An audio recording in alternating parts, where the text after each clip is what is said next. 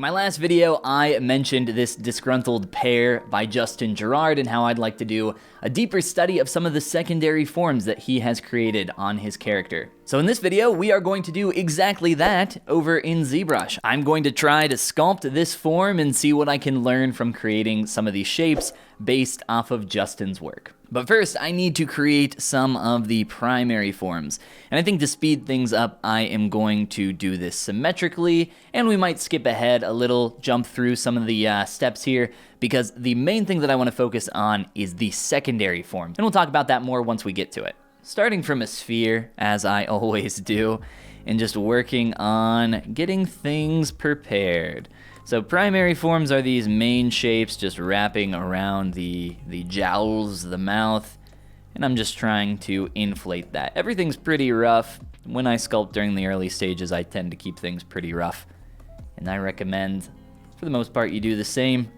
We can clean it up and control it more later, but that is the basic idea and direction that we are going to. And I'm not really going for accuracy here at all. I am mainly just trying to learn from the way that Justin sculpts his forms. So I want to learn as much as I can here, but I'm not going for a one-to-one in terms of referencing. So it's looking pretty messy. The surface has a lot of brush strokes on it.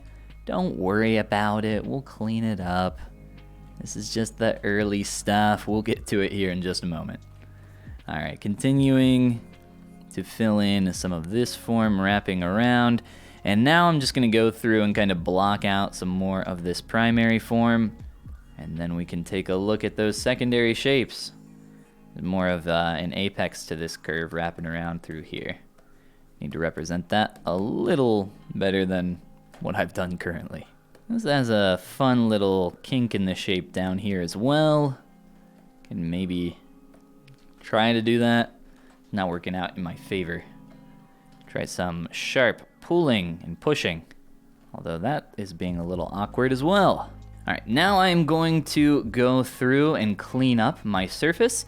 I am actually pretty happy with the direction of the primary form. We just need some refinement and revisions from here to make this surface not so nasty. So I've talked about this technique before. I'll show it off once again by Z-remeshing my shape. Oh, and you know what? Because we have a separation for the mouth, we might as well create a polygroup. Oh, I did a horrible job. That'll do. We'll turn on keep groups and let it Z-remesh and figure out what it's gonna look like. So with my clay brush, it kind of naturally, just the way I've sculpted here, slowly starts to build up a little form and texture. Ooh, that's not the best thing in the world, but that will do for now. So this texture here is very nice for starting to build in the direction of secondary forms for the specific type of shapes that I am creating. So I'm going to leave some of this on the surface, some of this just natural texture that has built up. However, I am going to smooth and knock back some of that. So I am going over top of this, smoothing out the surface, trying to clean things up, but overall we're kind of keeping the general nastiness of it. And this is now where I want to get in and learn myself and practice and try to focus a little as we start creating and sculpting secondary forms. So a secondary form is anything on top of a primary form. Our primary form is our main shape that I have created here, kind of wrapping around and through the mouth, anything that kind of affects and breaks the silhouette. That is kind of what we refer to as a primary form or a primary shape. A secondary form is going to be anything on top of that. In this case, it is going to be a lot of these kind of smaller secondary, right? secondary shapes, these little things through here that help to break up that surface. So I need to now think for a moment about how I'm going to tackle this. So luckily, I'm actually working on a tutorial right now where I am in the process of sculpting some hair, and that result actually gives us something very similar to this secondary form. So I'm going to try to repurpose some of those ideas here a little. And I'm thinking the way that we are going to achieve that is by using a Damien standard brush. This is a default brush that comes with ZBrush. I am using a variation on that, a custom brush that I have created. It's just modified slightly. But here under stroke, I am using lazy mouse with a very small lazy step. And I am hoping that I can kind of come through here and just represent some of these shapes. So first I need to just kind of understand and follow the general flow coming down this shape. And we have a couple large secondary forms wrapping through here that you could consider some kind of additional primary shape. I'll come back and kind of refine some of that. But first I just want to start with this general idea. So I'm following the flow, following the flow of my primary shape. But what I want to do, and I'm going to start a little messy, because that's just kind of how I work. But what I'm going to do here in just a moment is pick out the areas that I like the most and try to push on those a little more. I'm also going to carry these shapes up into the mouth, up top as well, and again, get a little messy through here. So you can achieve these results with just about any kind of standard-esque brush, depending on the alpha that you put on the brush. This is not a special brush. You do not need to use the same brush to get this result. I have another brush right here that gets, very similar in terms of carving in. However, I really want a nice, tight, almost gentle form. What I'm trying to do here is get these sharp, carved-in shapes that end up billowing out the rounded form here where I'm not carving in. And I can actually go back over those with either a clay brush. I'm thinking I might try a standard or potentially an inflate and just push through those shapes and start to highlight some of these areas. I think I'm going to need to carve in a little more. You could also just do an overall inflate on your entire form. That can be a little awkward. You could maybe mask this off and start to inflate it that way. As I always say, there's a million ways to do everything. But here I'm kind of liking the form that I'm slowly building up here. And I want to be careful here because I'm trying to experiment. I'm trying to find, one, a nice workflow, but at the same time a nice result, and doing both at the same time can be a little troublesome. So playing around with that inflate. What I like about using standard and inflate brushes is that you do kind of get some natural warble to them. I don't use them a lot in my stylized work simply because of that natural kind of messiness or warble that you get on your surface. But here when we're talking about more organic forms, it makes a little more sense to use that kind of thing because you want some of that organic feel. You want some of that natural unevenness. You don't want everything to be pristine and perfect. Obviously here when we have things perfectly symmetrical, it feels a little weird, but we're just experimenting. I might even chop this in half and just kind of focus on one side, as I'm only sculpting over here on the left either way. But let's also add some more variation in here with the size of our brush, increasing that, pressing a little harder in a few areas, trying to exaggerate some of these shapes. So specifically, I'm noticing a couple shapes wrapping up around this kind of folded area of the corner of the lip, and they're kind of causing this slight bubble out, I'm not even sure what you would call it, just a fold of skin, I guess. And I'm looking at those and seeing if I can push on that idea. Again, I'm not going for a one-to-one accurate, primary or secondary form here. We're just playing around with the idea, trying to learn what we can. All right, after a lot of carving in, things can get a little messy with the surface, which I'm starting to head in that direction. So I'm going to most likely Dynamesh this here in a moment, but I want to get just a little more messy here. All right, with my inflate brush, I'm going to turn on lazy mouse there myself and see if I can inflate a few more of these larger secondary shapes. Really try to exaggerate this. I want to see how far I can push it before it starts to feel a little stuck on the surface. This is kind of a really hard thing to balance. It's really easy to build up texture so far that it becomes the focal point. But when we're talking about the larger form of the character, we're gonna want the focus not necessarily here on the chin area or that jowl. Maybe you do, I don't know. When I'm working on a character, I typically want the focus to be, on the expressive areas. So the eyes, the mouth, in this case, maybe the chin. But what I'm worried about right now is some of this is looking very similar and repetitive in terms of scale. I'm gonna go back over this, smooth some areas out, add some more variation, and try to just change the size of my brush, start to break things up. So this is why I recommend getting messy with your form, because you're not going to get it perfect typically on your very first try. You need to try out a couple different ideas. So I am noticing maybe one larger chunk or shape here that I'm trying to create, and then maybe a couple smaller ones to add some variation. You don't want everything to be exactly the same. I'm going to Dynamesh that geometry, getting really nasty and stretched, and this will make it easier for me to kind of blend through these shapes. And I'm going to use my clay brush. My clay brush is really good at kind of building up form and filling in gaps, and I use it for just about everything.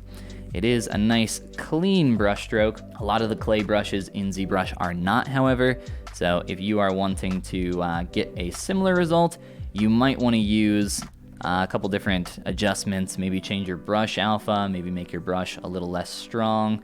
There are a lot of things that you can tweak to kind of get a cleaner result, but for the most part, I'll just continue building that up and trying to create something fun here. So in my opinion, skin is just one of the most difficult things to kind of sculpt realistically, and that is because it's very difficult. It takes a lot of time to create, and you'll see often a lot of people will use pre-made assets to get those kind of results, just because it is so very time consuming. Here, I am actually really liking the result that I have started to build up, and what I'm thinking now is I'd like to add a little idea called edge quality. And this is something that you might know in 2D art as line weight. And the basic idea is we don't want our stroke with our line or our forms to be exactly the same throughout its entire length. So what I will do is I will take these general shapes that I've created, and as they dissipate away from maybe the top down to the bottom, they'll start to fade out slightly over time. And this is a great way to add some visual interest and variation to your shape. As right now, everything is at roughly the same level of detail coming down here. Very messy. Let's play around with trying to clean that up. So I'm just gonna take a large smooth brush, start cleaning this up towards the bottom a lot more. And I'm gonna have to remesh this one more time to kind of clean that up even more. But then I want to come back through.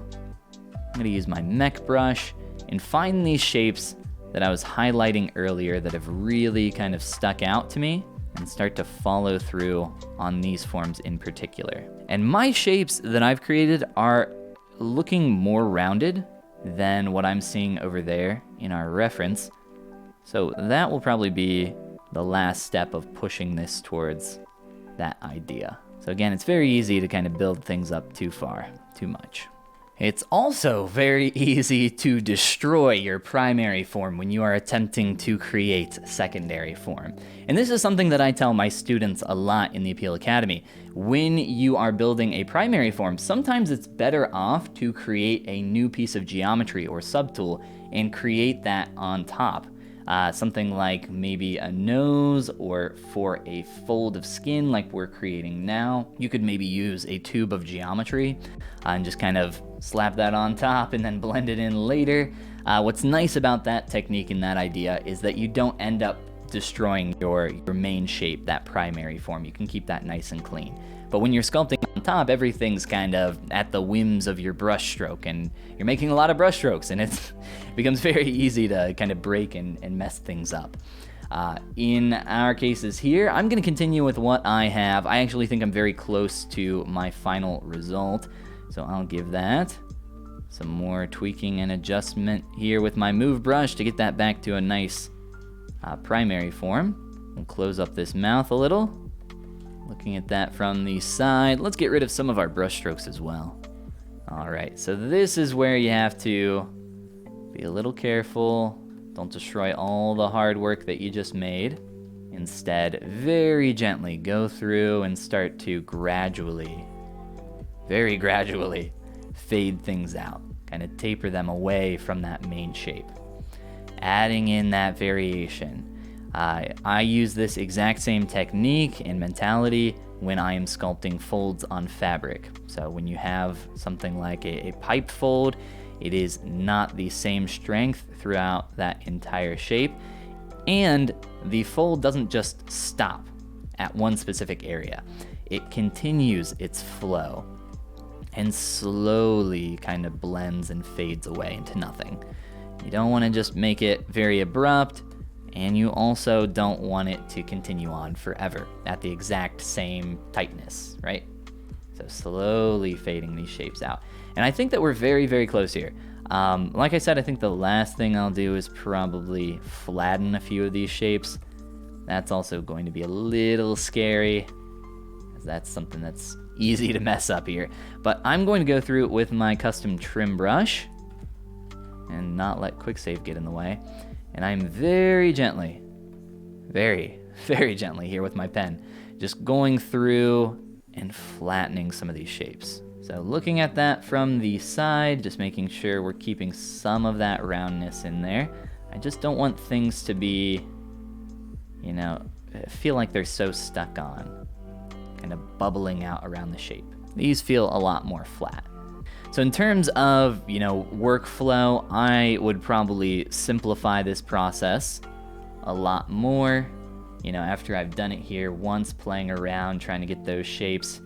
And that's how it is. You know, you're not gonna get the perfect workflow on your first attempt trying to create something like this. You're gonna have to do it a couple times. I really enjoy the shapes that we're seeing now. I think we're getting some really cool forms through here, as long as we don't completely break them. All right, I am going to now turn off symmetry and start to add some slight variation. You know, we're creating this kind of wrinkly mouth, and that center line is looking real awkward, and I am never a fan of having things perfectly symmetrical, especially when we're talking about organic shapes. It just feels very, very odd. So let's add some variation here. Won't take but a moment. The main area that you want to do something like this is going to be that center line, that center portion. So however you want to go about deviating your shape away from that middle line, you know, avoiding that entirely if you can. I'm not going to do a ton of that, but just kind of go through here and start to break things up slightly. All right, well, there we go. There are some fun secondary shapes. I could definitely play around with this a lot more, but in terms of doing a quick study, I feel like I understand kind of what James was going for here with some of these shapes. Definitely something that I will be working on and including in my own work in the future. If you guys have any ideas for more studies that we can do in the future, hang out, do some more sculpting, maybe even some 2D art in the future. I don't know. We'll kind of play around with the idea and see how it goes. But that's going to be it for this one. Hopefully you guys enjoyed the quick study, and I will see you in the next video.